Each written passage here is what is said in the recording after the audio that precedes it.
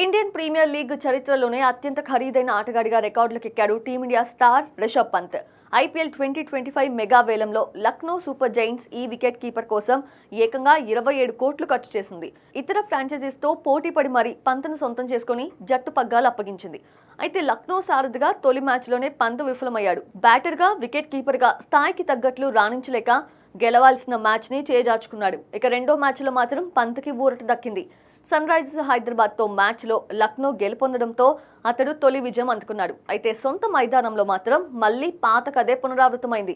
పంజాబ్ కింగ్స్తో మ్యాచ్లో లక్నో 8 వికెట్ల తేడాతో ఓటమి పాలైంది. సమిష్టి వైఫల్యం కారణంగా హోమ్ గ్రౌండ్లో తొలి మ్యాచ్లోనే పరాజయాన్ని చవిచూసింది. ఇక ఇప్పటి వరకు లక్నో ఆడిన 3 మ్యాచ్ల్లోనూ పంత్ బ్యాటర్గా విఫలం కావడం తీవ్ర విమర్శలకి దారితీసింది. మరోవైపు ప్రతి మ్యాచ్ తర్వాత లక్నో జట్టు యజమాని సంజీవ్ గోయంకా పంత్తో సంభాషిస్తోన్న ఫొటోస్ వైరల్ అవుతున్న విషయం తెలిసిందే.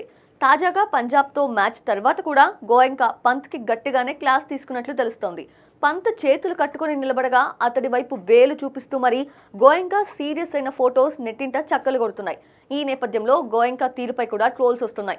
గతంలో కేఎల్ రాహుల్తో ఇలాగే వ్యవహరించిన తీరుని గుర్తు చేస్తూ నెటిజన్లు సెటైర్స్ వేస్తున్నారు. విజయాల కంటే కూడా ఇలాంటి వివాదాలతోనే హైలైట్ కావాలని చూసే ఓనర్ ఈయన ఒక్కడేనేమో. ప్రతి మ్యాచ్ తర్వాత ఇలా కెప్టెన్తో అందరి ముందే సంభాషిస్తూ ఆగ్రహం వ్యక్తం చేసినట్లుగా బిల్డప్ ఇవ్వడం ద్వారా ఏం నిరూపించాలనుకుంటున్నారు అంటూ హితవు పలుకుతున్నారు.